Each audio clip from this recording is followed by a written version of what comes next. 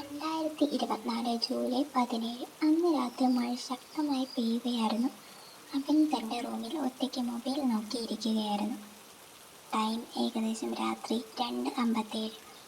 അപ്പോഴാണ് അവൻ്റെ വാട്സപ്പിൽ ഒരു നോട്ടിഫിക്കേഷൻ വന്നത്. അത് കണ്ടപ്പോൾ അവൻ പെട്ടെന്ന് ഫ്രീസായി. കാരണം ആ വാട്സപ്പ് അക്കൗണ്ട് അവൻ്റെ സുഹൃത്ത് രോഹിത്തിൻ്റേതായിരുന്നു.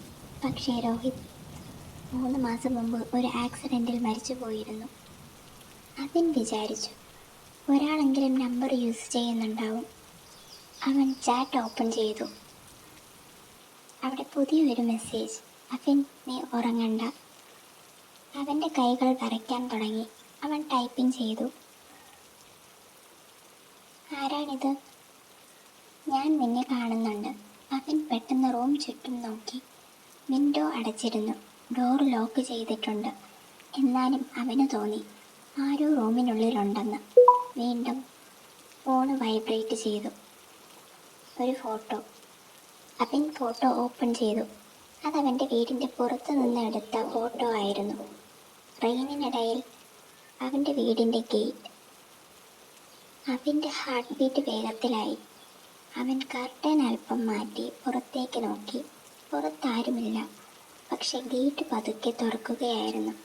അവൻ ഉടൻ പോലീസിനെ കോൾ ചെയ്യാൻ ഫോൺ എടുത്തു. ഫോൺ വീണ്ടും വൈബ്രേറ്റ് ചെയ്തു. വിൻഡോയുടെ പിന്നിൽ നോക്ക്. അവൻ സ്ലോലി തിരിഞ്ഞു. വിൻഡോ ഗ്ലാസ്സിൽ മഴത്തുള്ളികളുടെ ഇടയിൽ ഒരാളുടെ ഷാഡോ. രോഹിത്തിൻ്റെ ഫേസ് പോലെ തന്നെ.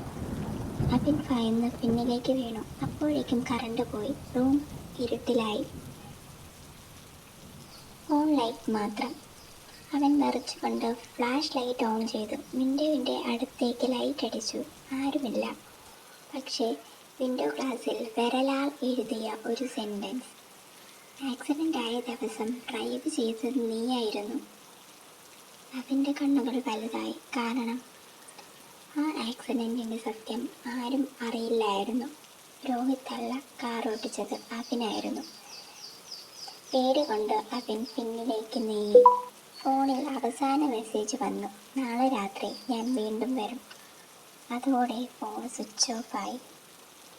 അടുത്ത ദിവസം രാവിലെ പോലീസ് അവൻ്റെ റൂം തുറന്നപ്പോൾ അവൻ കോർണറിൽ ഇരിക്കുകയായിരുന്നു, വിറച്ചുകൊണ്ട്.